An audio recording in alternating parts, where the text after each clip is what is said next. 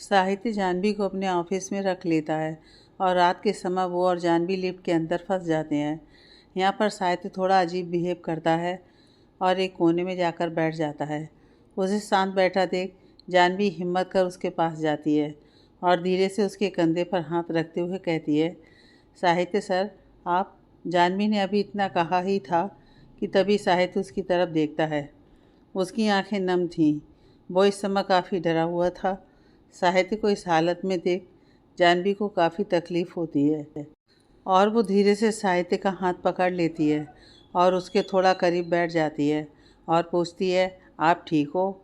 साहित्य कुछ नहीं कहता, बस चुपचाप बैठा रहता है और फिर जानवी के कंधे पर सिर रख लेता है और आंखें बंद कर लेता है।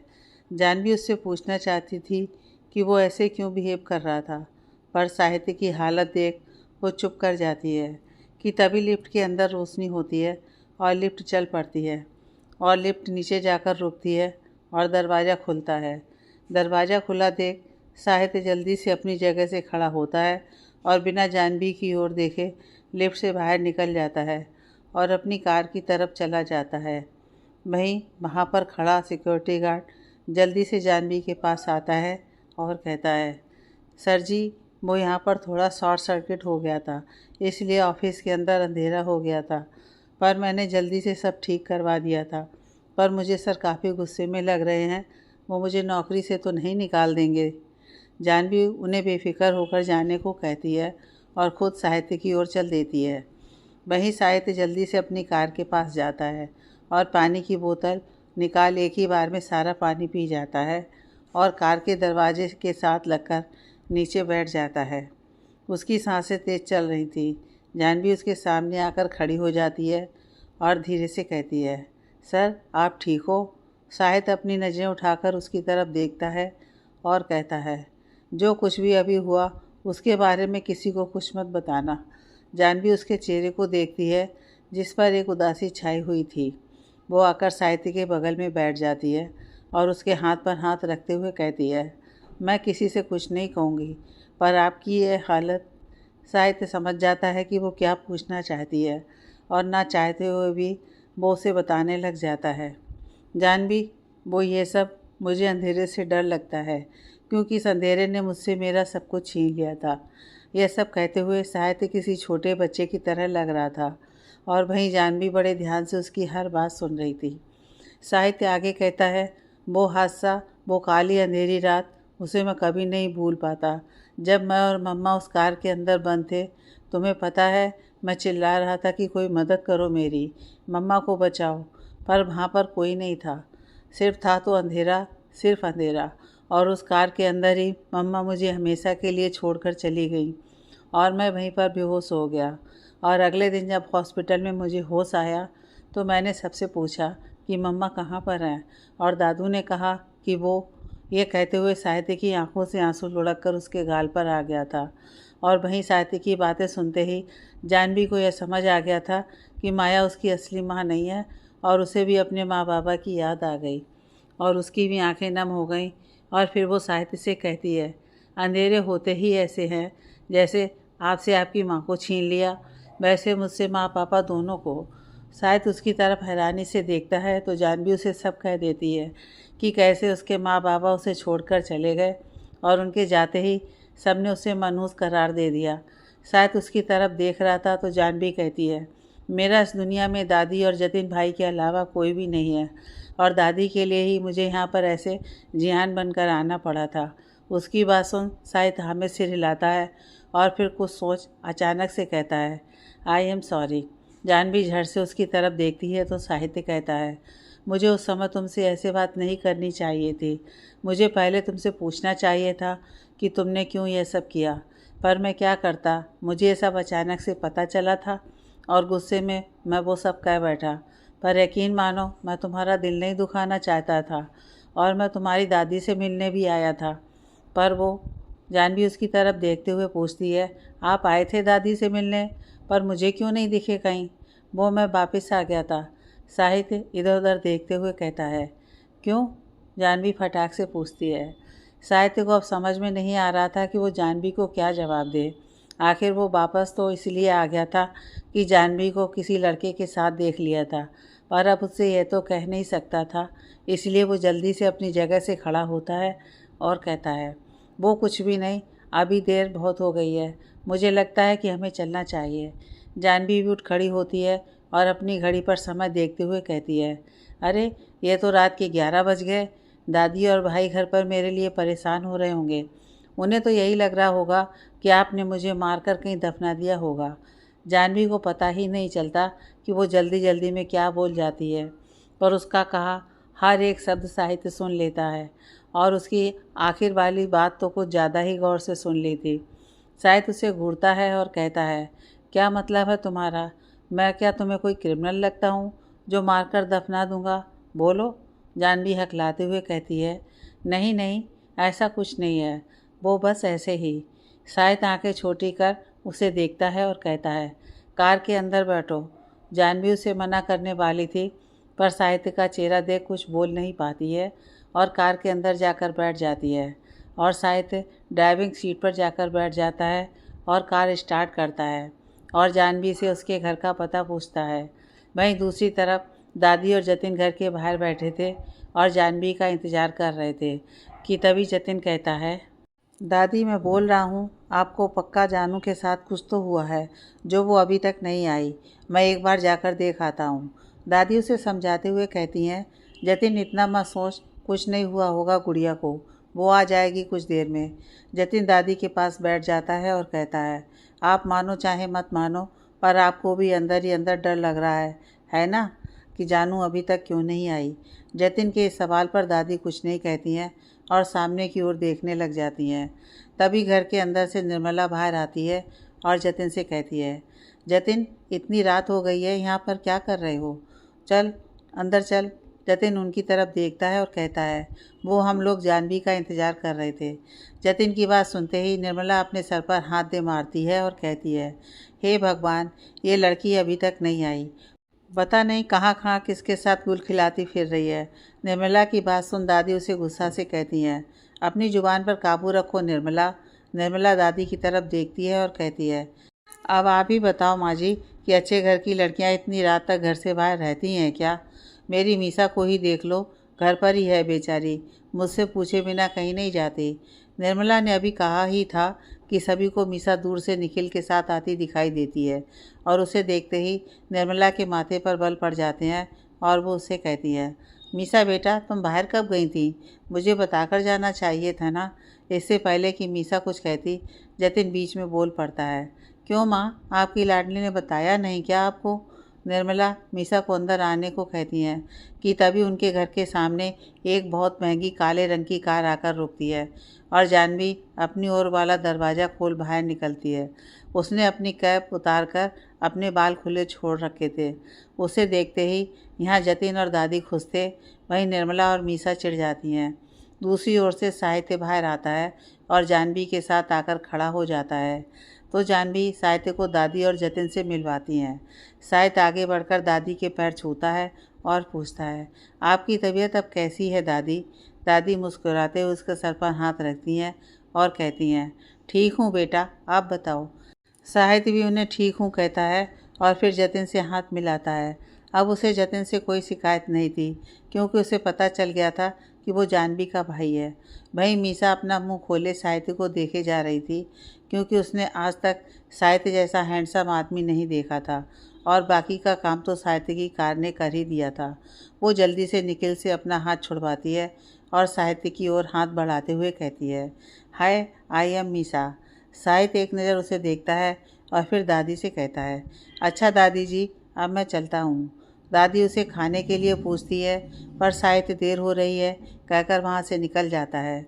वहीं मीसा साहित्य को यूँ इग्नोर करने से हैरान थी। आखिर वो अपने कॉलेज की सबसे मशहूर लड़कियों में से थी और आज तक उसे किसी ने यूँ इग्नोर नहीं किया था। साहित्य के जाते ही निर्मला जाह्नवी से कहती हैं, जाह्नवी ये तू किसके साथ आई थी? जाह्नवी उनकी तरफ देखते हुए कहती है, वो मेरे बॉस है, साहित्य ओबराय। साहित्य का नाम सुनते ही निखिल जल्दी से कहता है, ओबराय इंडस्ट्रीज के मालिक? जाह्नवी हमें से रिलाती है तो मीसा कहती है, वो तुम्हारे बॉस कब से हो गए? तुम तो हमारी ही क्लास में हो, फिर तुम्हें कैसे जॉब मिल गई? जानवी कुछ कहती इससे पहले ही जतिन उसे अंदर ले जाते हुए कहता है, बहुत हो गया जानवी, तुझे भूख लगी होगी, चल पहले अंदर चलते हैं। जानवी, दादी और जतिन उन तीनों को वहीं छोड़कर घर के अंदर आते हैं और जतिन के पूछने पर कि साहित्य ने उसे माफ़ कैसे कर दिया, जानवी उन्हें सब बता देती है, जिसे सुन उन दोनों को साहित्य के लिए बुरा लगता है, पर साथ में खुशी भी होती है कि आखिर साहित्य ने जानवी को माफ़ कर दिया और अब उनके बीच कोई गलतफहमी नहीं है। अगले दिन की सुबह जानवी के लिए बहुत सुखद थी, क्योंकि अब से उसे जिहान बनकर नहीं घूमना पड़ेगा। जानवी सुबह जल्दी उठती है और घर का सारा काम ख़त्म करने के बाद ऑफिस जाने के लिए निकल जाती है और बाकी के लोग अपने अपने कामों पर चले जाते हैं। वहीं दूसरी तरफ साहित्य भी आज खुश था। उसके दिल में अब जानवी या जान को लेकर कोई शिकायत नहीं थी और उसका चेहरा ही बता रहा था कि वो खुश है। और उसका ये बदला अंदाज दादाजी और अंश को समझने में नहीं आता है। अंश और दादाजी एक साथ बैठे हुए थे और जब साहित्य उनके सामने से निकलकर जाता है तो अंश साहित्य की ओर देखते हुए दादाजी से कहता है, दादू, आज भाई खुश लग रहे हैं ना? मैंने उनके चेहरे पर बिल्कुल हल्की सी स्माइल देखी है। दादाजी भी शक भरी नज़रों से उसकी तरफ देखते हैं और फिर अंश से कहते हैं, न जाने कितने दिन हो गए थे ये लड़का उदास ही रहता था, पर आज इसकी खुशी की वजह क्या है? अंश अपना दिमाग चलाता है और कहता है, पिछली बार भाई तब से उदास रहने लग गए थे जब वो जियान यहाँ से गया था, कहीं वो वापस तो नहीं आ गया ना? दादाजी भी उसकी बात पर सहमति जताते हुए कहते हैं, मुझे भी यही लगता है। अब तुम मेरा एक काम करो। अंश उनकी तरफ देखता है जैसे पूछ रहा हो। दादाजी कहते हैं, तुम साहित्य के पीछे जाओ और देखो कि वो कहाँ जा रहा है और किससे मिल रहा है।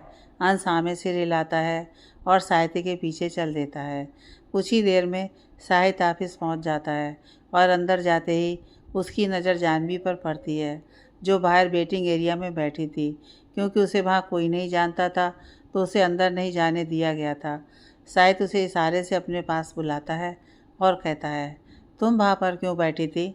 जानवी उसकी तरफ देखती है और कहती है, यहाँ पर जियान जॉब करता था, जानवी नहीं, तो मैं कैसे? साहित्य हामिद से रिलाता है और उसे अपने साथ अंदर लेकर जाता है। वहीं साहित्य से कुछ ही दूरी पर एक पिलर के पीछे छुपा अंश दादाजी को फ़ोन करता है और पहली ही रिंग में वो फ़ोन उठा देते हैं। तो अंश कहता है, औरत का चक्कर दादाजी, औरत का चक्कर। दादाजी को उसकी बात समझ में नहीं आती है तो वो कहते हैं, क्या मतलब?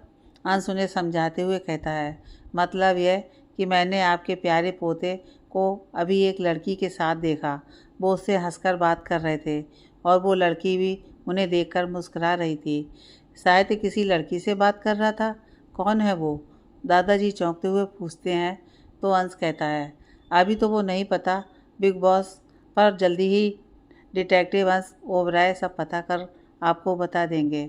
हाँ, ये कहकर दादाजी फ़ोन रख देते हैं। फ़ोन रखने के बाद अंश खुद से कहता है, दादाजी ने विश्वास कर मुझे ये जिम्मेदारी दी है और मैं इसे पूरा करके रहूँगा।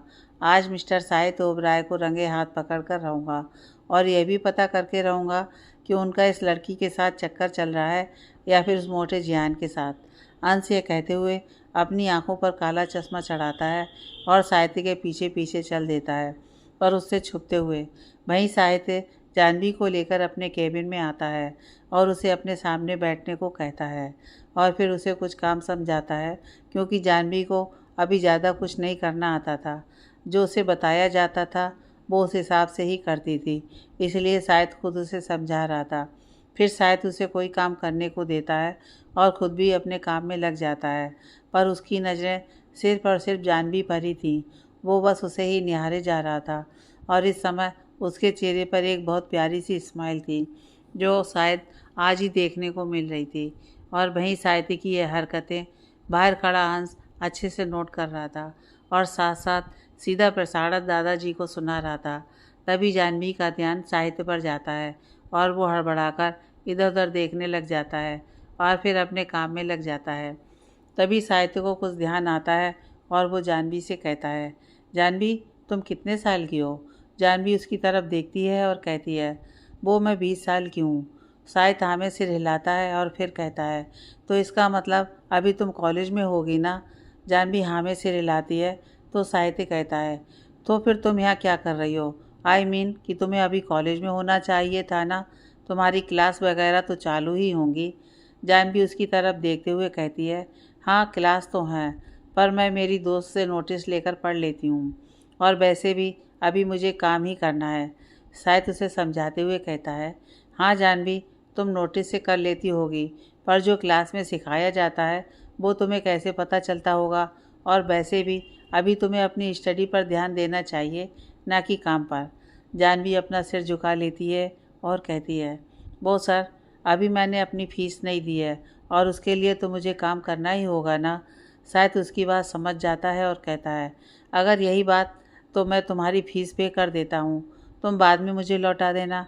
जानवी नामे से हिलाते हुए कहती है, नहीं सर, पहले ही आप मुझ पर बहुत एहसान कर चुके हो, मैं अब और नहीं ले सकती, और प्लीज़ आप इस बारे में अब कोई बात मत कीजिएगा।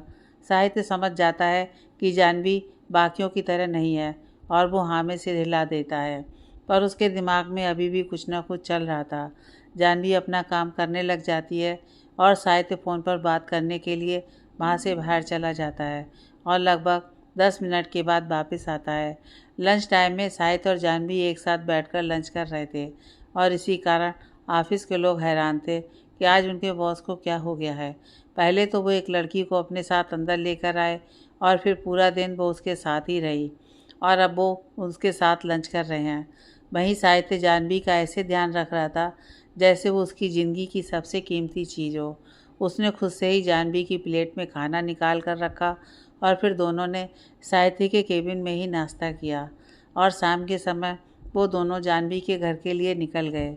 वहीं अंश भी सारी जानकारी इकट्ठी करने के बाद ओबराय मेंशन चला गया था और दादाजी के साथ मिलकर साहित्य का इंतज़ार कर रहा था। कुछ देर बाद साहित्य अपने घर पहुंचता है तो देखता है कि हाल में दादाजी और अंश बैठे थे। उन्हें यूं बैठा देख साहित्य उनके पास चला जाता है और कहता है, आप लोग ऐसे क्यों बैठे हो? अंश उसे घूर कर देखता है और कहता है, भाई, हमें आपके बारे में कुछ पता चला है। साहित्य उसकी तरफ देखता है और कहता है, क्या पता चला है?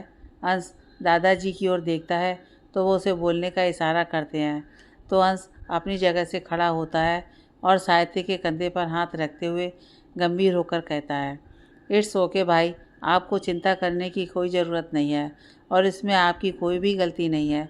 आखिर आप भी इंसान हो, हम लोग समझ सकते हैं, और कोई आपके साथ हो या ना हो, पर आपका यह छोटा भाई हमेशा आपके साथ खड़ा रहेगा। वहीं अंश की बात सुन दादाजी भी अपना गला साफ करते हुए कहते हैं, हाँ बेटा, हम आपके साथ हैं।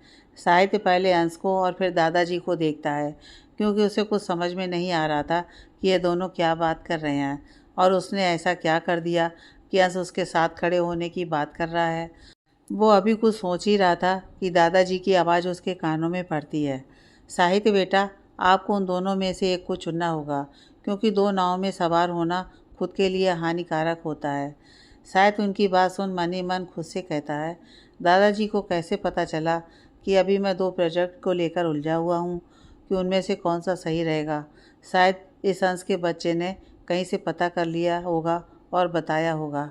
खैर मुझे क्या, यह सोच शायद उनसे कहता है, हाँ दादाजी, मैंने उस बारे में काफ़ी सोचा है और जितना मैं परख सकता था उतना परख कर मैंने तय कर लिया है कि पहले वाला ही ठीक है। दूसरे वाले में वो दम नहीं है, इसलिए मैं पहले वाला ही चूज़ करूँगा।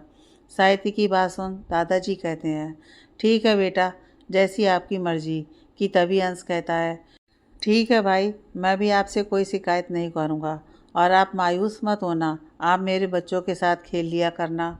शायद उसे अजीब नज़रों से देखता है और कहता है, इसमें तुम्हारे बच्चे कहाँ से आए? अंश उसकी तरफ देखता है और कहता है, भाई, अगर आप पहले वाला चूज़ करोगे तो आपके कौन सा बच्चा होंगे, तो आपको मेरे बच्चों से काम चलाना होगा ना।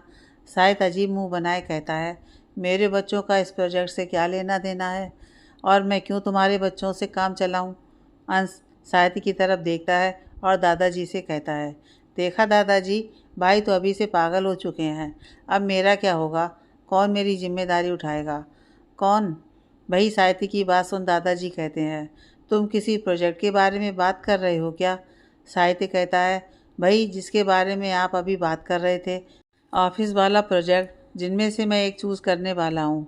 उसकी बात सुन दादाजी समझ जाते हैं कि शायद उनकी बात को कहाँ से कहाँ तक लेकर चला गया है, और फिर वो बिना किसी लाग लपेट के कहते हैं, साहित्य, हम दोनों किसी प्रोजेक्ट की नहीं बल्कि जिहान या आज वाली लड़की में से किसी एक को चुनने की बात कर रहे हैं। उनकी बात सुन साहित्य की आंखें लगभग बाहर आने वाली थीं। वो कहता है, आप लोग ये क्या बातें किए जा रहे हो?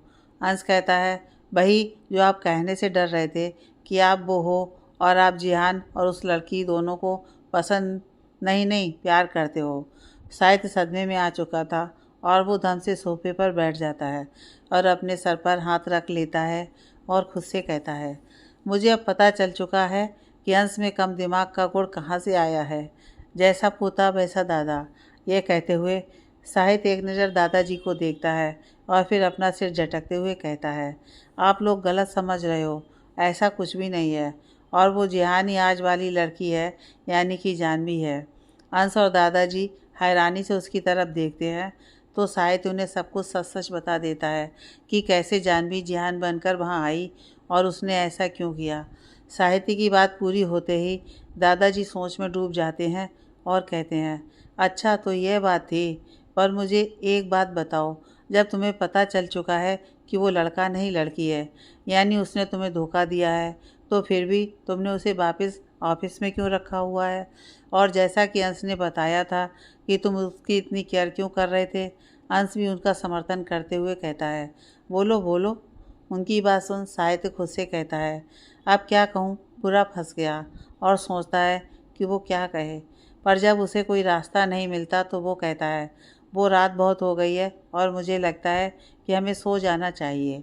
ये कहकर साहित्य वहाँ से निकलने लगता है कि अंश उसके सामने आ जाता है और कहता है, आपको सब बताना ही होगा, आप ऐसे नहीं जा सकते। साहित्य समझ जाता है कि उसे अब सब कुछ बताना ही होगा। वो गहरी सांस लेता है और आंखें बंद कर झट से कहता है, वो मुझे अच्छी लगती है। साहित्य की बात सुन अंश और दादाजी हैरानी से एक दूसरे की तरफ देखते हैं और फिर एक साथ हंसने लग जाते हैं, क्योंकि उन्हें यकीन ही नहीं हो रहा था कि साहित्य को कोई अच्छा लग सकता है, वो भी एक लड़की। साहित्य उनकी हंसी की आवाज़ सुन अपनी आंखें खोलता है और कहता है, आप लोग हंस क्यों रहे हो? अंश हंसते हुए कहता है, भाई मजाक मत करो। साहित्य उसे आंखें छूटी कर देखता है और कहता है, मैं सच कह रहा हूँ, मैं उससे प्यार करता हूँ। साहित्य की ये वाली बात सुन अंश और दादाजी उसकी तरफ अविश्वास से देखने लग जाते हैं तो साहित्य हमें सिर हिला देता है तो अंश कहता है, सच्ची भाई? साहित्य एक बार फिर हमें सिर हिला देता है तो अंश जल्दी से उससे लिपट जाता है और कहता है, ग्रेट भाई, मतलब मेरी भी भाभी आएगी। अंश पूरा का पूरा साहित्य के ऊपर था और साहित्य ने उसे कुछ नहीं कहा, और वहीं दादाजी भी खुश थे। आखिर वो कब से चाहते थे कि साहित्य का घर बस जाए। वो अपनी जगह से खड़े होते हैं और साहित्य के सर पर हाथ रखते हुए कहते हैं, मैं बहुत खुश हूँ, पर क्या तुमने जानवी को बताया कि तुम उसके लिए क्या महसूस करते हो? साहित्य नामे सिर हिला देता है तो अंश कहता है, क्या भाई, आप भी ना, आप उन्हें बता देना चाहिए इससे पहले कि कोई उन्हें उड़ा ले जाए। अंश ने इतना कहा ही था कि साहित्य कहता है, मैं उसे नहीं बता सकता, क्योंकि इतना कहकर साहित्य चुप हो जाता है। पर दादाजी कहते हैं, पर क्या साहित्य?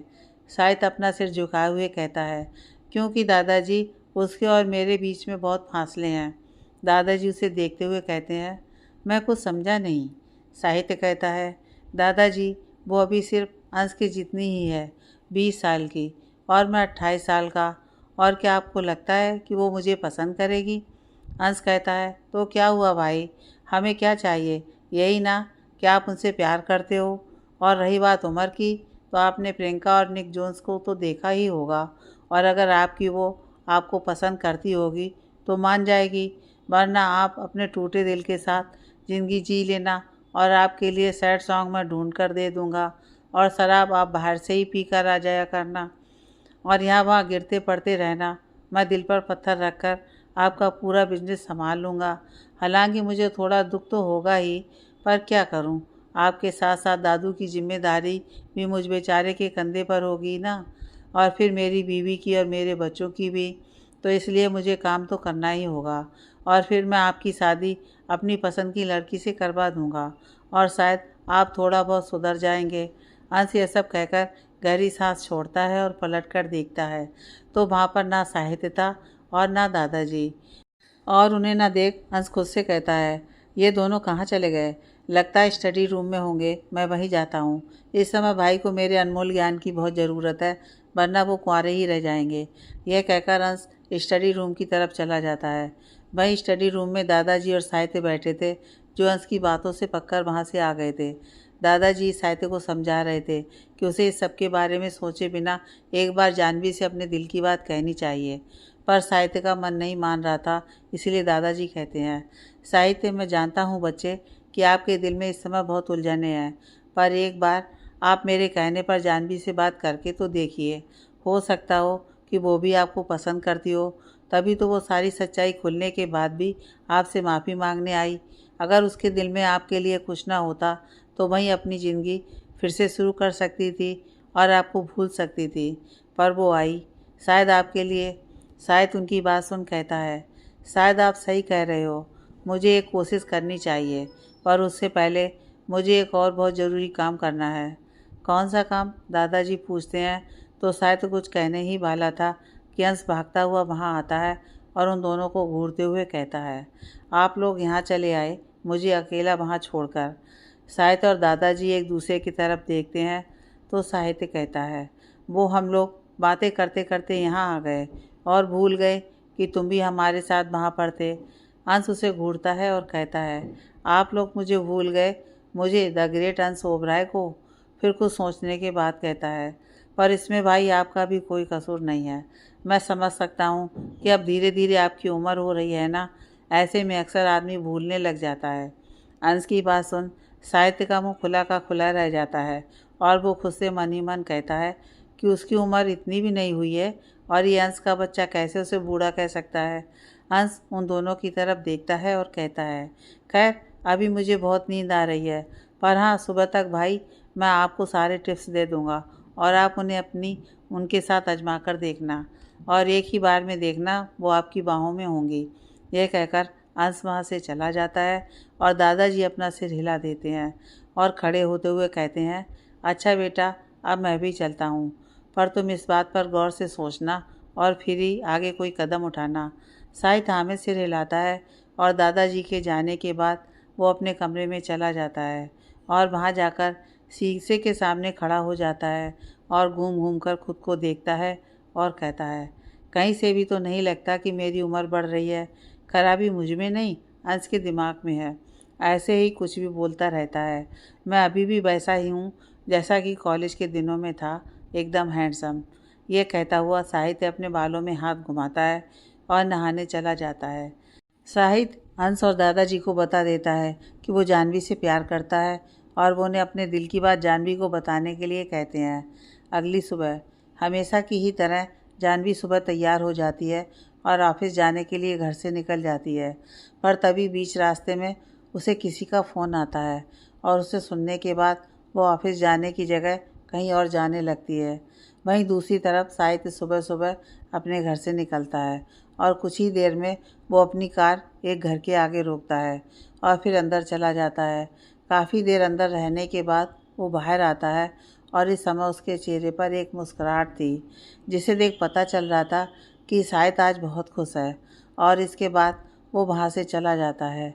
वहीं दूसरी तरफ जानवी अपने कॉलेज पहुँचती है, क्योंकि जब वो ऑफिस के लिए जा रही थी तो उसके प्रिंसिपल का फ़ोन आया था और उन्होंने उसे अर्जेंट कॉलेज आने के लिए कहा था। इस समय जानवी के चेहरे पर चिंता के भाव थे, क्योंकि उसे नहीं पता था कि अचानक क्यों उसे कॉलेज बुलाया गया है। जानवी प्रिंसिपल सर के केबिन का दरवाज़ा नॉक करती है तो वो उसे अंदर आने को कहते हैं। जानवी उनके सामने जाकर खड़ी हो जाती है और कहती है, गुड मॉर्निंग सर, आपने मुझे बुलाया था? प्रिंसिपल सर हाँ में सिर हिलाते हैं और कहते हैं, गुड मॉर्निंग जानवी, मैंने तुम्हें कुछ बताने के लिए यहाँ बुलाया है। जानवी को अब टेंशन हो रही थी कि पता नहीं सर आगे क्या कहने वाले हैं।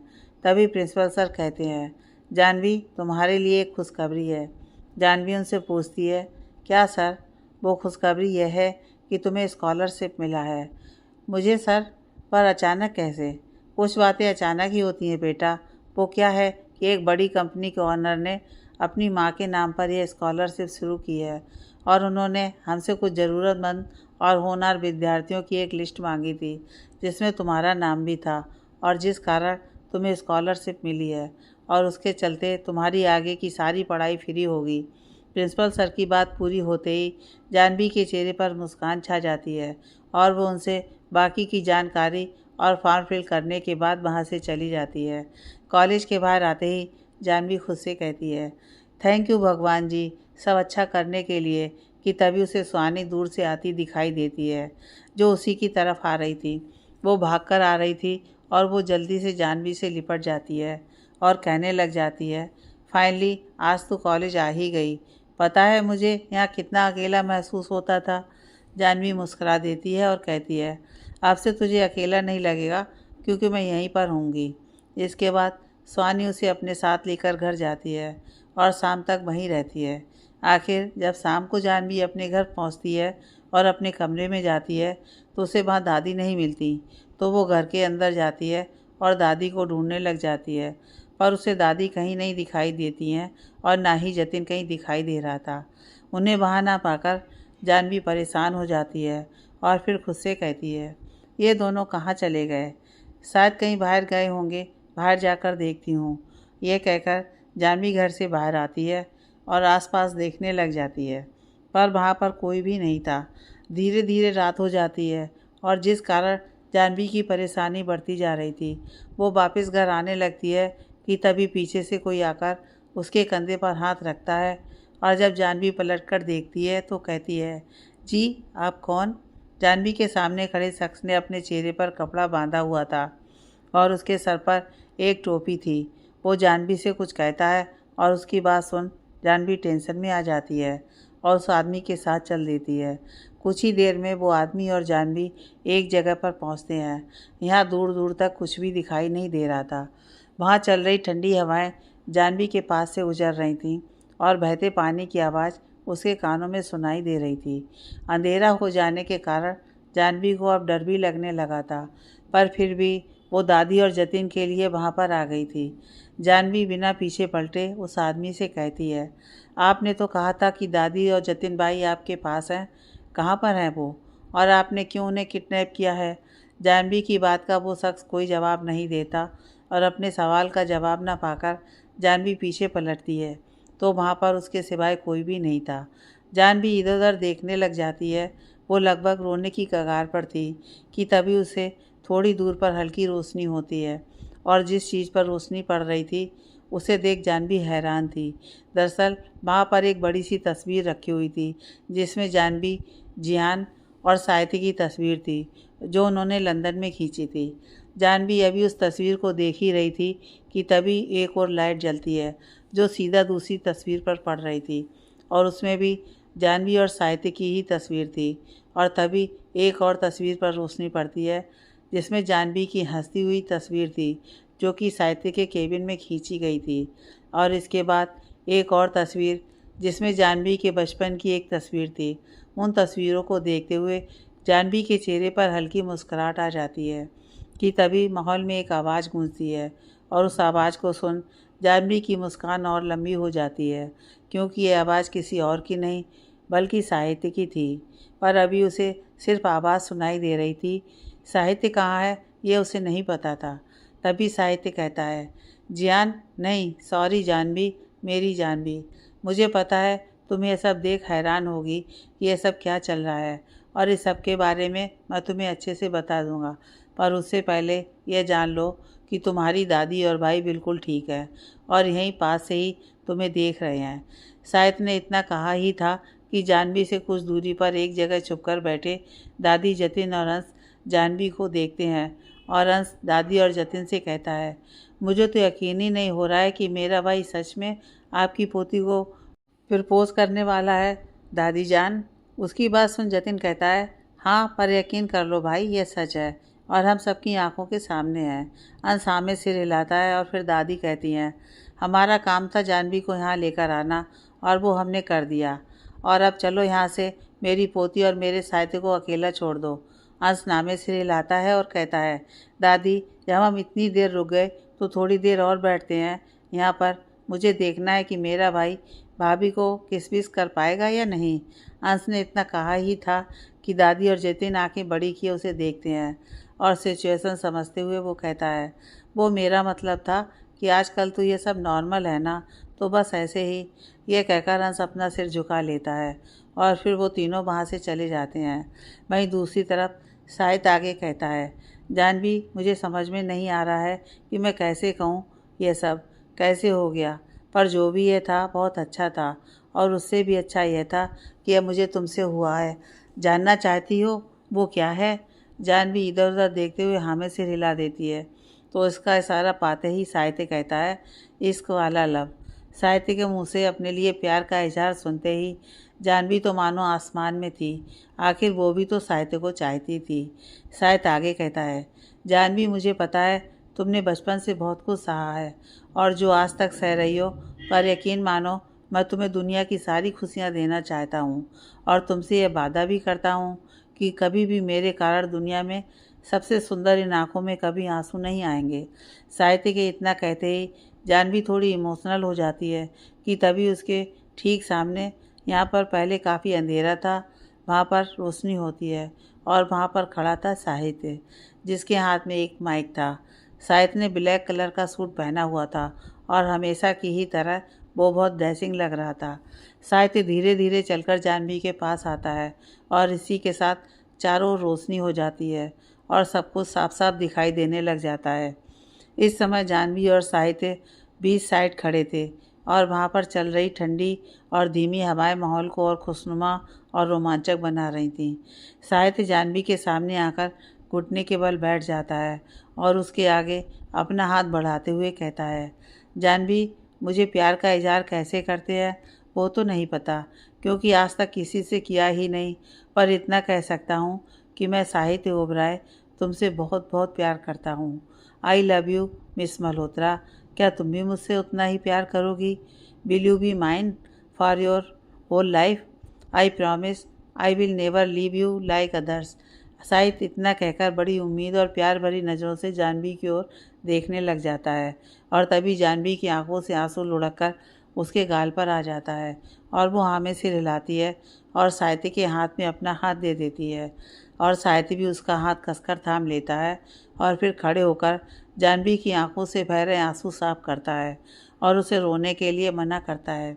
जानवी से रहा नहीं जाता है और वो साहित्य के गले लग जाती है और उसे कसकर पकड़ लेती है जैसे वो कहीं भागा जा रहा हो, और वहीं साहित्य भी उसे कसकर पकड़ लेता है।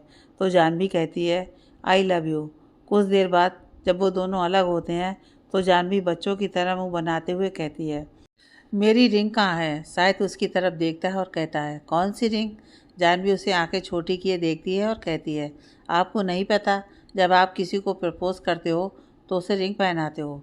साहित्य उसकी बात सुन अपने सिर के पीछे हाथ फेरता है और खुद से कहता है, उस हंस के बच्चे ने तो ऐसा कुछ बताया ही नहीं था, उसने तो कुछ और ही बताया था। जानवी उसके चेहरे के आगे अपना हाथ घुमाती है और कहती है, कहाँ खो गए आप? साहित्य नामे सिर हिलाता है और कहता है, कुछ नहीं।